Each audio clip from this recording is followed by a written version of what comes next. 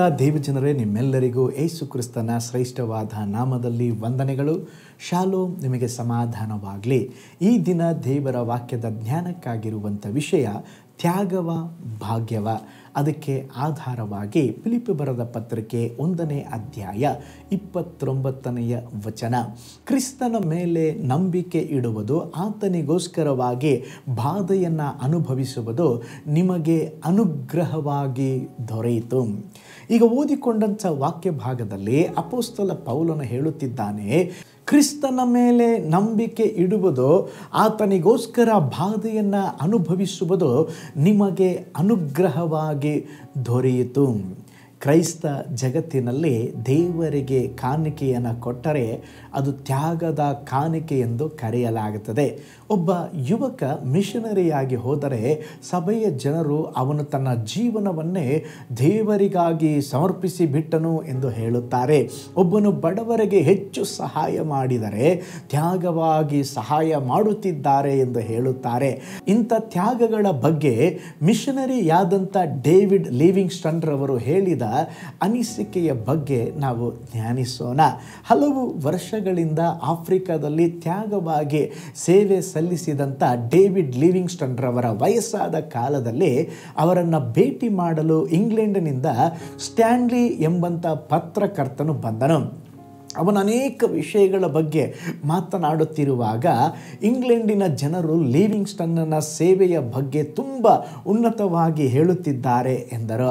ನಂತರ ತಾನು ಈಗ ಹೊರಡಲಿರುವ ಹಡಗಿನಲ್ಲಿ ಲಿವಿಂಗ್ಸ್ಟನ್ನನ್ನು ತನ್ನೊಂದಿಗೆ ಇಂಗ್ಲೆಂಡಿಗೆ ಬರುವಂತೆ ಆಹ್ವಾನಿಸಿದರು. ಈ ಅವಕಾಶವನ್ನು ಕಳೆದುಕೊಂಡರೆ ಲಿವಿಂಗ್ಸ್ಟನ್ ಇನ್ನು ಮುಂದೆ ಇಂಗ್ಲೆಂಡಿಗೆ ಬರುವುದು ತುಂಬ ಕಷ್ಟ ಎಂದು ಹೇಳಿದರು. ಆದರೆ ಲಿವಿಂಗ್ಸ್ಟನ್ ಅದನ್ನು ನಿರಾಕರಿಸಿ ಆಫ್ರಿಕಾ ದೇಶದಲ್ಲಿ ಸೇವೆಗಾಗಿ ಉಳಿದರು. ಆ ಸ್ಟ್ಯಾನ್ಲಿ ಅವರು ನಿರ್ಗಮಿಸಿದ ಮರುದಿನ ಲಿವಿಂಗ್ಸ್ಟನ್ ತನ್ನ ದಿನಚರಿಯಲ್ಲಿ ಈ ರೀತಿಯ ಟಿಪ್ಪಣಿಯನ್ನು ಬರೆದರು. ನಾನು ಆಫ್ರಿಕಾದಲ್ಲಿ ಮಿಷನರಿಯಾಗಿ ನನ್ನ ಜೀವನದ ಬಹುಭಾಗವನ್ನು ಮಹಾತ್ಯಾಗವಾಗಿ ಕಳೆದಿದ್ದೇನೆ ಎಂದು ಜನರು ನನ್ನ ಕುರಿತಾಗಿ ಮಾತನಾಡುತ್ತಾರೆ. ನಾವು ದೇವರಿಗೆ ಸಲ್ಲಿಸಬೇಕಾದ ಋಣದಲ್ಲಿ ಸ್ವಲ್ಪ ಭಾಗವನ್ನು ಮರು ಪಾವತಿಸುವುದು ತ್ಯಾಗವೇ. ಇನ್ನೊಂದು ಸಾರಿ ನಿಮಗೆ ಅರ್ಥವಾಗುವ ರೀತಿಯಲ್ಲಿ ಅದನ್ನು ನಾನು ಹೇಳ್ತೇನೆ.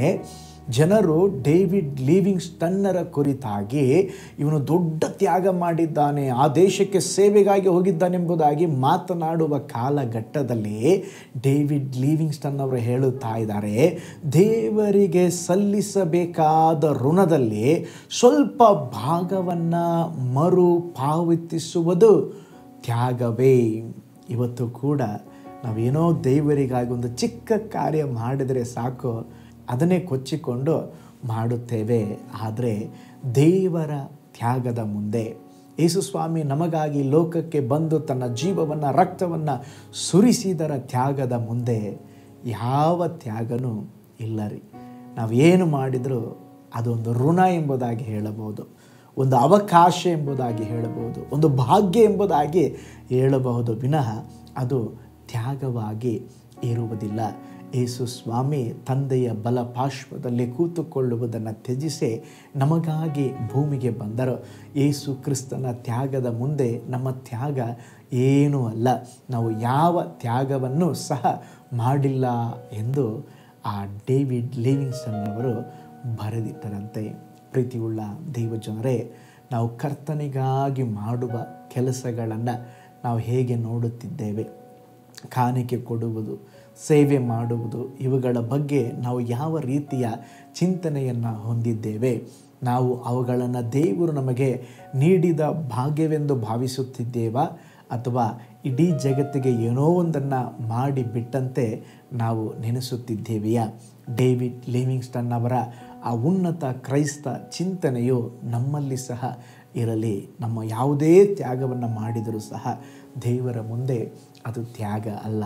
ಆದುದರಿಂದ ನಾವೇನು ಮಾಡಿದರೂ ದೇವರೇ, ಇದು ನೀನು ನನಗೆ ಕೊಟ್ಟಂಥ ಭಾಗ್ಯ ಎಂಬುದಾಗಿ ಹೇಳಿ ದೇವರಿಗಾಗಿ ಜೀವಿಸ್ರಿ. ಒಂದು ನಿಮಿಷ ಕಣ್ಣುಗಳನ್ನು ಮುಚ್ಚೋಣ, ನಾವು ಪ್ರಾರ್ಥನೆ ಮಾಡೋಣ. ದೇವರೇ, ನಿಮ್ಮ ತ್ಯಾಗದ ಮುಂದೆ, ನಿಮ್ಮ ಪ್ರೀತಿಯ ಮುಂದೆ ನಾವೇನು ಮಾಡಿದರೂ ಅದು ಸರಿಸಮವಲ್ಲ ಸ್ವಾಮಿ.